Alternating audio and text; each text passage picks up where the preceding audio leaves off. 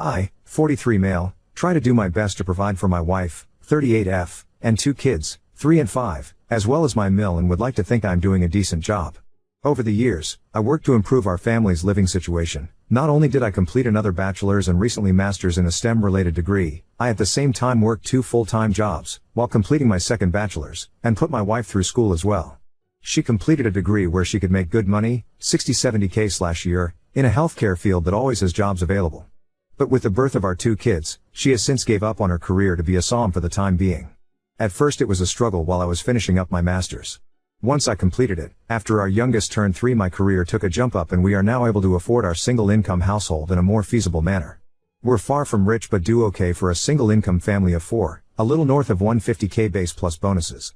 The past year life was overwhelming per my wife, so even though I now work 75% from home, I budgeted to hire a daytime nanny to help her around the house with one child while the other is in school. Now my day starts every day around 5:36 am. I get the house ready for the day before the nanny comes at 8 am. I get our oldest up and ready for school, breakfast made, and plan out my day, bring our oldest to drop off, and be home in time to let the nanny in. My most recent task at work has me grounded for the next 2 months, meaning I am now 100% WFH. While this is nice, I am busy in meetings all day as my role manages teams on a global scale as I oversee projects from my industry. For the past 12 months, I realized my wife, as much as she says her life is stressful at home, starts at 10 am. I asked my mill and nanny if this was always the case after a week or so of WFH, and they both responded more or less. Sometimes earlier, sometimes later. My wife literally wakes up and cooks and then scrolls through her phone or shops from home. Which brings me to my gripe. I am glad I am able to provide her that sort of life since we both grew up lacking in means. I get the possibility of postpartum depression, the stress of having kids, the feeling of being unfulfilled, the fact that I probably am a shitty husband. But for what it's worth, everything is taken care of and then some. I manage the house's finances. She claimed she was too busy to do so, pay all the household bills. I pay my own personal bills. I pay her bills, track and perform all the upkeep of our house appliances / cars / pets / etc. And I also help pay for my mill's medical bills and car note, but apparently my life is on easy street compared to hers. I can't decompress to her because it seems like she always feels the need to one-up me. I had a bad day. But she had it worse cause I'm lucky I got to go away and work. My feet hurt from walking all day during work travel, which is nothing compared to her standing and cooking with a child clinging to her. For the past 2 or so years, I've been told I ruined her life, her opportunities, etc. But when I reminded her of what she says, she denies and dodges accountability. My mill has brought me aside and stated she's noticed a change in both myself and my wife. I have a greater attachment to my kids and hell, I've hugged the dogs and talked to them more about my life than to my wife. I honestly feel like I am in emotional survival mode as I'm one step from moving up the career ladder and one step away from finding love and comfort from the bottom of a whiskey bottle. I'm sure I'll be hearing from the manly men of Reddit about how I'm simping. But I'm not a machine. I just want to know and feel that someone I prioritize aside from my kids appreciates and loves me for what I do. I'm sure I'll hear from the stay-at-home moms of Reddit. Which is fine. I grew up in a single pair, NT/mother household. It's not easy. And honestly, with the help of her mother and a nanny Monday to Friday, for one toddler while another child is at school. Can you honestly tell me she's having the typical SOM experience? Because neither my friends or colleagues who are single parents can say she is. I'm sure the masses of holier-than-thou Redditors will consider this a poorly written fanfic, but it is what it is. Long story short, it feels as if my wife has checked out of our marriage. We're only roommates where she can still reap the marriage benefits. I'm not asking for her to throw herself at me all the time and let me do whatever I want. I really just want to be told I'm doing good and just offer me some form of emotional comfort as simple as a hug, but I guess as the man who ruined her life, I deserve it. 1. Never cheated. I do work in an industry that has a large female population, but I'm literally an open book with work, name colleagues and staff under me. She has access to my work agendas and correspondence if she really wanted to snoop, but on that note she still doesn't know what exactly I do for a living at this time. 2. We as whole family, her parents and mine, have tried to get her to go to therapy but she refuses or skirts around the issue. 3. Aside from my coming from a single mother household purse, my biological dad was present in my life. She has had both parents in a reportedly monogamous marriage for over 40 years. 4. I have tried to talk to her about everything and my own feelings, but again, one-upmanship tends to be the trend here. 5. What I am getting out of the marriage was asked. Now, aside from my 2 beautiful kids, I've been asking myself that same question. We have a near non-existent sex life mainly since last year. I always figured maybe it's part of depression or whatever she may be going through. Maybe I'm just not attractive enough or just horrible in bed because of my health conditions. I'm not some supermodel husband, but temptation and the opportunity does knock and I can perform still, but I never give in, because as cliche as it sounds, I honestly do love my wife and want to only be with her. 6. I'll give credit where credit is due as I don't want to sound biased. When I say she wakes up and cooks, she cooks for everyone in the house. Myself, kids, Mill, and even Nanny. Aside from breakfast, she cooks all meals and snacks. I typically fast until lunchtime and our oldest tends to eat a small simple breakfast in case they don't like what school serves that morning. She does load both the kids and her laundry, but seldomly folds and puts them up. I typically do my own and the rest of my clothes I dry clean because they're work clothes. She does keep track of our pantry and fridge, but after she makes the list I'm the one who goes out and buys everything if not delivered. She does clean our bathrooms and house 50% of the time, the other 50 is done by either Mill or myself or sometime Nanny if she feels like being extra helpful. 7. Prior to Nanny, my Mill was the main help for my wife up until she had unexpected medical needs. So I opted to hire a nanny to help them both, more so when Mill is having treatments and recovering. Update 1. While I know I've kept my newfound friends here updated, I figured I'd just update my post and keep it short. I showed my wife my post the following weekend and she read it and all the comments. Long story short, argument, she left our house to stay with her sister, and I've been a single parent since. It's sad to say, aside from the good nights to our kids it's all pretty much the same routine. Nothing much else to say other than, thank you for all the kind words of encouragement. It feels depressingly sad that I feel that I have to turn to random internet strangers for some sort of validation in my rant. My apologies in advance as I try to keep this as vague as possible. I just wanted to update those who have been kind enough to check up via DM and comments. Apologies in advance for the lengthy post. It's a bit of irony and coincidence that I made a follow-up from the update on 6 May 2024 I made on my original post during Men's Mental Health Awareness Month, but I could really use another outlet outside of my therapist. My apologies if this isn't the storybook ending / destroying of a relationship people were hoping for. To save you a read. Wife left. Came back like nothing happened. She made it about her. Nothing's changed. I'm continuing to be suffering mentally knowing nothing will change while trying to keep it together for our kids. Lots of takeout. The day after she packed up and left, my wife attempted to come back and take the kids with her to her sister's. Naturally I was against this and thankfully so was her whole family including said sister. Not only was it not fair to our kids for her to sweep them away into a home that's not theirs but to put that financial and housing stress on the rest of her family since she doesn't work and her sister and her family, husband and 3 kids, stays with their dad in the house they grew up in. After a little over a week of being away, I guess she cooled off so she just decided that it would be fine if she walked in the door with her bags as if she just came back from Target. She came into my office while I was working and angrily stared at me while I sat on a conference call meeting with my team and I couldn't just jump off as this is a busy time of the quarter for us. I guess that didn't sit well with her because once I took off my headset and closed my laptop she started yelling at me about how much I really don't care about her and her well-being overall. At that moment I couldn't do anything more than look at her and just shake my head. Mother-in-law came in after hearing my wife yelling and pulled her away, telling her to not bother me, while our nanny kept our youngest away from it all on the other side of the house. That night after the kids were put to bed, I sat in my office, say by myself with a drink as I've been doing for the past nights and my wife came in. We talked. We argued. We cried. We drank. One thing led to another and we were in bed. I wish I could say that was our making up but the next sobering morning as we laid there, she went on about how hard it was for her the time she was gone. Literally. It was about her struggles staying at her family house in her old room with her dad and sister's family. How lucky I am to be able to stay here and do this and that and buy this or do that and not stress as much as they did. How easy my and everyone else's in our family lives are compared to hers even though we had similar upbringings. My mind and heart broke that morning. I've been spiraling down since then and this last week I made another attempt to reconcile and talk things out, but I was met with a shouting match while trying to express my current stress and anxieties with life and work in general. Wife, well do you know how hard this is all for me? You're supposed to help me be happy. Me, so when it comes to my happiness, stress, needs, and overall well-being. FK me get over it right? Wife, we all have our own problems, you need to figure it out and get over them. I don't know who the woman I am at home with is but that wasn't the woman I married and vowed to spend my life with and raise our kids together. Since that conversation, I've been noticeably distant with her. I've been sleeping in my office or on the couch or with my kids in their bed after putting either one of them to sleep. Still doesn't change her starting her day at 10 a.m. and sitting on her phone talking to her mom groups between cooking meals with the kids in both mother-in-law and nanny's care. Nothing has changed and I doubt that anything will change. Sadly, I think even if we got a divorce, nothing would change or feel different anyway since during my wife's leaving the days seemed like any other day except with a little more takeout and usual. My main fear there isn't that I wouldn't just lose my wife, I'd lose my kids in the process.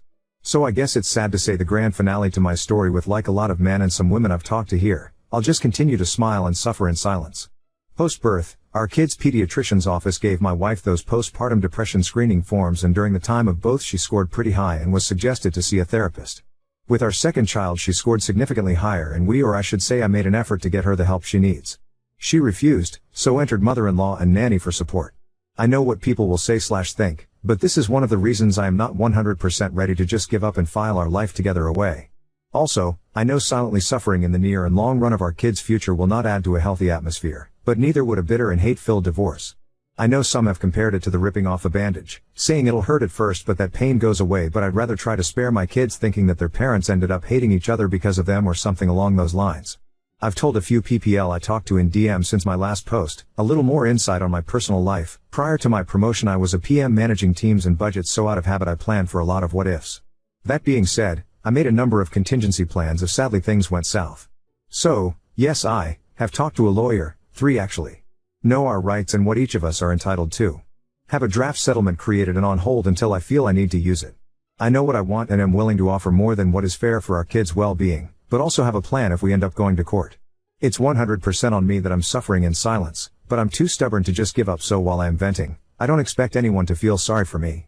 I endure it to keep the norm our kids know, ensure my Mills treatments go uninterrupted, and of course the hope my wife would finally be open to give therapy a shot and climb together to a better place. Update 2. I'm done. Wife said I don't do and am not shit in front of the therapist and family Father's Day dinner. She got served. She mad. She is trying to act perfect and I'm just waiting while taking care of my family, kids, my mom, and Mill.